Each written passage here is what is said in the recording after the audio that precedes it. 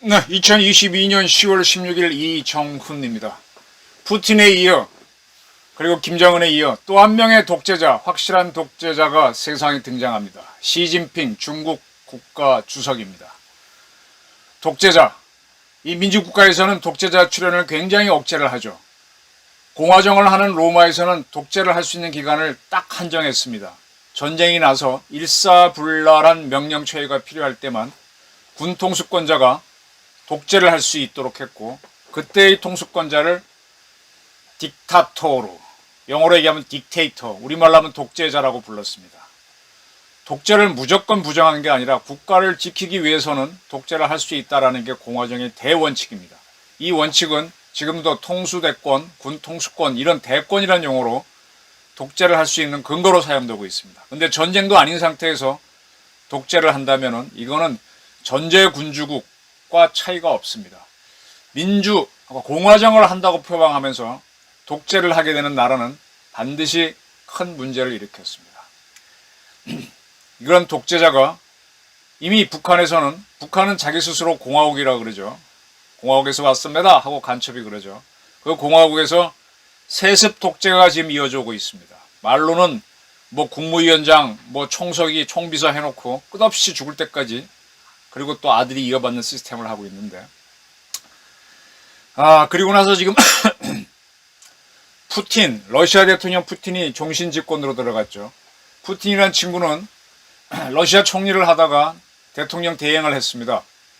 그리고 선거에 나와가지고 당선이 되는데 그게 2000년일 겁니다. 그때 러시아 헌법상 대통령 임기는 4년이고 한 번 연임할 수 있다, 중임할 수 있다라고 해서 2008년까지 했습니다.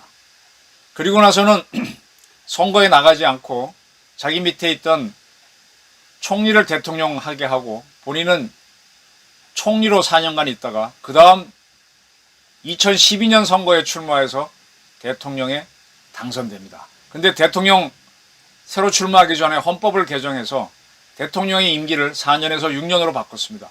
2012년부터 6년간, 즉 2018년까지 집권하고 나서 다시 당선됐습니다. 연임에 들어갔죠.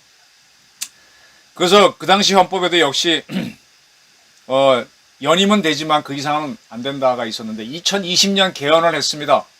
어떻게 하느냐? 연임은 하고 3년이면 못 하는데 요 조항은 현재의 대통령에게는 적용되지 않는다라고 했습니다. 따라서 6년제 대통령을 두 텀을 하게 되는 거에 2024년까지인데 18년이니까 그때 푸틴은 또 출마해서 또 대통령을 두 번 할 수 있습니다. 그러면 다시 12년이 늘어나죠. 그럼 34년, 36년까지 할 수 있죠. 36년이면 나이가 얼마야? 한 90대겠죠. 죽을 때까지 할 수 있는 겁니다. 이러니까 독재자가 되는 겁니다. 네.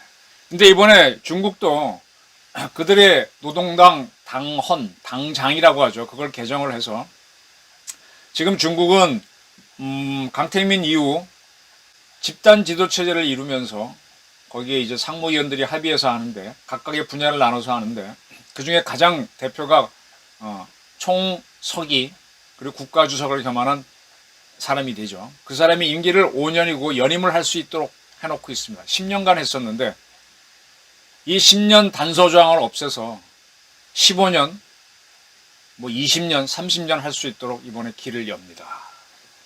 중국에서 그 대회를 오늘부터 들어갑니다. 전국 대표대회입니다. 제20차 중국 공산당 전국 대표대회. 전국 각지에 있는 중국 공산당 대표들이 올라와서 이제 이렇게 당원을 바꾸고, 우리 얘기하면 전당대회라고 할 수 있겠죠. 각 당에서. 그 다음에 당 대표로 다시 시진핑을 뽑아주면 국가주석에 취임하면서 죽을 때까지 해먹을 수 있는 걸로 하는 겁니다. 자, 민주국가에서는 아까 전시를 제외하고 나서는 독재를 하지 말라라고 하기 위해서 첫째 조건으로 만든 게 임기제를 도입했습니다. 근데 임기제를 해서 잘하는 사람은 한 번 더 하기 위해서 연임까지는 뒀는데 아무리 잘해도 특별한 경우가 아니면 거기서 끝나도록 했는데 이 연임 조항을 없애서 죽을 때까지 하게 되면 독재가 되죠. 전시도 아닌데. 네. 이렇게 갔던 대표적인 인물이 히틀러입니다. 히틀러는 어찌어찌해서 독일의 총리에 당선이 됩니다. 그때 독일은 대통령은 있었지만 그냥 국가 원수고 권력이 없는데 대통령까지 경합니다. 그래서 일본에서는 총리의 총자에다가 대통령의 통을 합쳐서 총통이라고 번역했는데 대만은 대통령을 총통이라 그래요. 그래서 우리나라 사람들이 히틀러가 나치 독일의 대통령인 줄 아는데 아닙니다. 대통령 국가 원수직하고 모든 권력을 진 총리를 겸한 독재자라는 뜻이죠. 그래서 독일에서는 그걸 퓨러라고 합니다. 퓨러를 우리말로 옮기면 영도자, 좋게 얘기하면 지도자 이런 뜻입니다. 이 영도자 개념을 그대로 사용하고 있는 게 누구냐? 결국 히틀러는 죽을 때까지 나치 독일을 이끌었죠. 위대한 수령 김일성 동지라고 그럽니다. 이 퓨러를 우리말로 바꾸면 영도자, 지도자 또는 수령, 우두머리가 되겠죠. 북한이 위대한 수령 김일성 동지, 그 다음에 김정일에 대해서는 친지김동, 친애하는 지도자 김정일 동지라고 했습니다. 바로 지도자, 수령, 영도자, 이게 바로 퓨러입니다. 지금 김정은이는 뭐라 그러나 거기도 무슨 뭐 어쩐 지도자 동지라고 그러죠. 계속 퓨러로 가고 있습니다. 이 퓨러들이 사건을 일으킵니다. 지금 유럽에서는 러시아가 우크라이나를 침공해서 세계적으로 경제를 불안하게 만들고 있죠. 지금 북한의 김정은이는 SRBM을 쏴대면서 우리를 핵으로 때리겠다. 윤석열 정부 길을 팍 꺾어놓고 무너뜨리겠다는 의지를 강력히 표현하고 있습니다. 이런 상태에서 시진핑이 자기 임기가 끝나가는데 3년임이 되도록 당장을 바꾸고 이번 20차 공산당 전국 대표 대회를 통해서 이제 죽을 때까지 할 수 있는 퓨러의 길로 들어갑니다. 공화정을 가장한, 공산주의도 공화정을 가장하고 있습니다. 독재로 가는 거죠. 과거 미국의 정치학 이론 중에 민주평화론이라고 있었습니다. 민주주의 국가 간에는 전쟁을 하지 않고 평화적으로 문제를 풀 수 있는데 민주주의가 아닌 나라는 문제가 있다. 그래서 다 민주주의를 전파해야 된다 그랬는데 이 공화정을 하고 있죠. 러시아도 대통령제입니다. 공산당도 말은 다 독재를 하지만 공화국입니다. 근데 이렇게 사이비 공화국을 하면서 독재로 가는 나라들이 우리 주변에 생기고 있습니다. 여기에 대해서 우리가 단단히 대응을 해야 됩니다. 이 중국과 어떤 경제관계를 하는 건 점점 어려워질 것이고요. 여기에 대해서 미국은 총력을 다해서 대응할 겁니다. 군사적으로 대응할 것이고, 흥미로운 거는 시진핑이 대만 문제를 바라보는데 군사적 방법을 쓰지 않겠다라는 말은 절대로 하지 않았던 얘기입니다. 지금 참고로 중국의 CCTV, 우리로 얘기하면 KBS죠. 인민영수라는 칭호를 붙이고 있습니다. 인민영수는 인민을 빼고 나면 영수가 수령이고 독일어로 하면 퓨러입니다. 독재자로 가고 있는 거죠. 딱딱 밝히고 있습니다.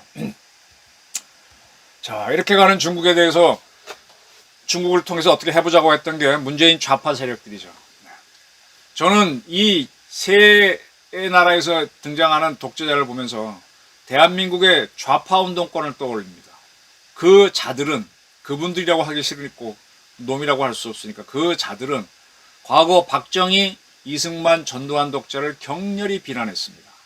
독재타도 독재라도, 독재라고 파쇼라고도 했습니다. 파시즘도 역시 공화국인 이탈리아에서 생겼던 독재 시스템입니다. 무솔리니가 했었죠. 근데 이들의 파쇼, 이들의 독재에 대해서는 문재인 대통령의 정치적 지도자였던 국정원 개혁발전위원회 위원장했던 성공회 교수, 공공씨 등 아무도 얘기를 안 합니다. 이게 무슨 민주인사고, 이게 무슨 민주주의를 위해 헌신한 사람들입니까? 지금 광주 문제로 지금 이해찬 씨를 비롯한 많은 사람들이 연금을 받고 있는데 그들이 독재 타도를 위해서 그렇게 싸웠다며 그럼 북한의 독재자, 중국의 독재자, 러시아의 독재에 대해서 어떤 항의라도 한번 해야지. 왜 광주의 이름을 더럽히고 있을까요? 이러한 자들이 지금 문재인 주변, 민주당 주변에 드글드글합니다. 네.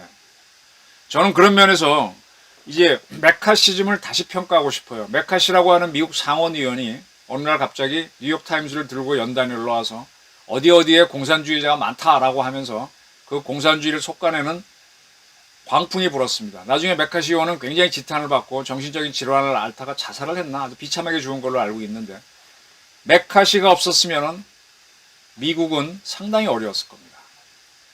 지금 트럼프 대통령 시절에 당선됐을 때 러시아가 트럼프에 대해서 공작을 했다 안 했다 그러는데 계속 그렇게 공산주의 세력은 들어오는 거거든요. 적대국은 들어오는 거거든요. 우리 사회에도요. 지금은 메카시 같은 사람이 필요한지도 모릅니다. 제가 그 전에 한번 소개한 책이 있는데 우리나라에서도 메카시 같은 사람이 있었죠.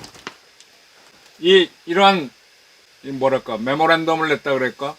숙명의 하이라루라는 비망록이 나왔는데 지금에 따지면 국군 안보지원사령관 그 당시에는 특무부대장이었죠. 김창룡 씨. 이분이 우리 사회의 좌파 공산 세력을 잡았기 때문에 지금의 이게 만들어질 수 있었던 거죠. 근데 이분도 결국은 암살을 당하고 비참하게 죽었습니다. 지금 한국 사회에서 독재가 저렇게 출현하는데 독재의 출현에 대해서 아무 말도 안 하고 숨어있는 이 수상한 민주인사들을 또 그들은 그렇다면 결론적으로 그들이 말한 독재는 우파 독재만 비난하고 좌파 독재는 눈 감아주는 좌파 세력인 거죠. 이들을 속아내지 않으면 위기가 올지도 모릅니다. 저는 한국판 메카시 또 당대의 김창룡이 필요할 수도 있다는 말씀을 드리고 싶습니다. 시진핑이 저러고 뜨고 있는데 푸틴이 떠오르고 있는데 어떻게 대한민국 좌파들은 아무 소리도 안 하고 김건희 여사 조롱, 윤석열 대통령에 대한 비난만 하고 있습니다. 누가 우리의 적인지 우리 내부에서부터 속아놔야 될 시점이 저는 왔다고 봅니다. 이번에 김문수 위원장이 뭐 총살감에 대한 얘기하는 데서 지금 상당히 시끄러운데 정부 내에서는 한동훈 장관이